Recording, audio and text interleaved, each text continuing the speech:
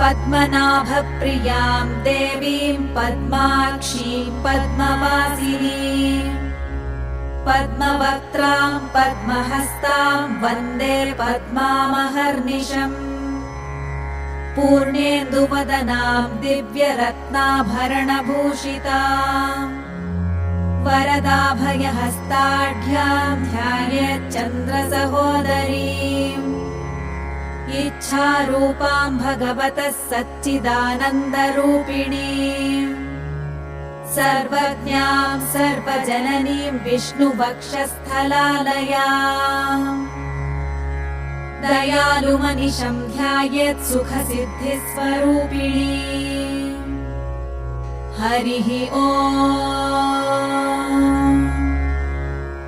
नित्यागतानन्तनित्यानन्दिनी जनरञ्जनी।